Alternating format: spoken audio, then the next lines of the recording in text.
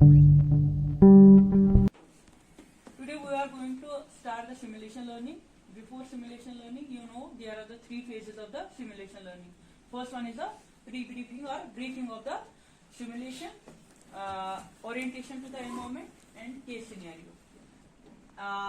Along with the case scenario, you will be given learning objectives, but I will not help you in specific actions, in doing the specific actions that you have to do yourself as already learned in the skill standardization. Secondly, the case scenario. Case scenario will be introduced a bit later. Firstly, this is the nephrology ward, okay? And here we will introduce or learn the procedure over this mannequin. We don't have here a patient, but you have to do everything that you are going to do in the clinics. Before going to the clinics, you have to do the procedure here. Secondly, we are assuming this is the nephrology ward. In fact, this is the lab, but this is the nephrology ward. So the lab values, everything what you need will be the values. Whenever you will shout for any value, will be given by the facilitator. Like for example, you will ask for the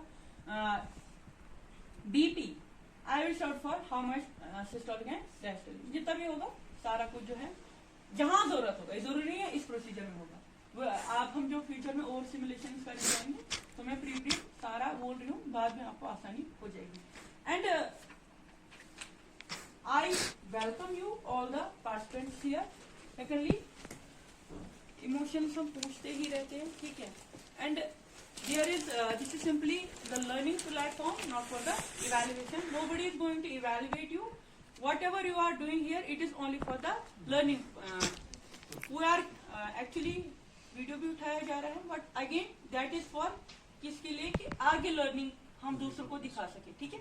कोई student कोई और वो learn इसे कर सकते हैं, या कल को हमें अपने लिए जो है अपने कॉलेज में जरूरत पड़ सकते है, तो आप उसके लिए कंटेंट देते हो, क्योंकि ये वीडियो में आपकी शक्ल आ सकती है, ठीक है? या कुछ फोटोग्राफ्स यहाँ पे लिए जाएंगे, दैट इज अगेन आप उसके लिए मतलब कंटेंट देते हैं, आपको कोई मसला तो नहीं है, ठीक है? ओके। देन थर्डली, जो मैंने अभी बताया कि कोई इवैल्यूएशन नहीं होगी, only for the learning. Whatever you are doing here, ठीक है? जो भी आप गलत कर रहे हो, सही कर रहे हो, प्रोसीजर जो आपने सीखा है, जितना आप इस सिनेरियो में करोगे, ठीक है, कोई आपको बाद में इसमें मार्क्स नहीं मिलेंगे। खाली हम लर्निंग करेंगे, और लर्निंग के बाद जब हमारा सिनेरियो ओवर होगा तो हम जो करेंगे, जो हमने ऑलरेडी एक और प्रोसीजर में किया है, डीब्रीफिंग करेंगे। डीब्रीफिंग में हम देखेंगे कि किसने क्या किया, ठीक है? देन हमारा जो है, ये ऑलरेडी मैंने बताया लैब है। Then come here, this is हमारा जो है पेशेंट है, पेशेंट के लेने में इसके ऊपर, ठीक है? Closing of the patient. Then ये मैनिकिन है, इसकी स्पेसिफिकेशन ये है, इसके जो है पोर्ट्स है ओनली, ठीक है? बाकी जो एरियाज है इसके, जैसे बॉडी वगैरह, ये पूरी रिजिड है, ये फुल फ्लैजेड सिमुलेटर नहीं है, ठीक है?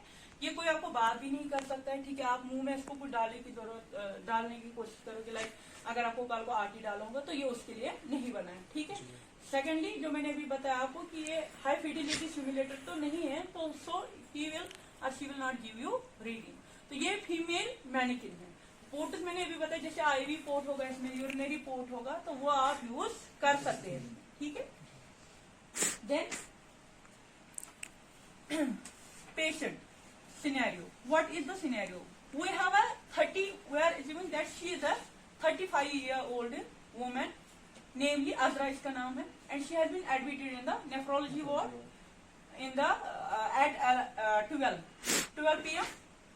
with the chief complaints of abdominal pain, abdominal distension, and she is also complaining that she has not passed a single urine from the morning. Besides this, she has taken a fluid. The fluid intake approximately 2700 ml since the morning. ठीक? तो हमारे पास learning objectives इसके क्या आ जाएंगे? Firstly, we have to relieve the abdominal pain of the patient. Secondly, we have to relieve the urinary retention of the patient. So, urinary patient जो हमारे urinary retention है, उसके लिए आपका main जो case scenario जाएगा कि आप क्या करने जा रहे हो patient से, ठीक है? I am not giving any specific actions here. Okay? Now, whenever you have to shout for the help, so यहाँ पे जो है पेशेंट का हम एक अटेंडेंट रखेंगे, पेशेंट का attendant he shout for the help करेगा, because शील द मैनिक्विन ये खुद ही कर सकते हैं, ठीक है।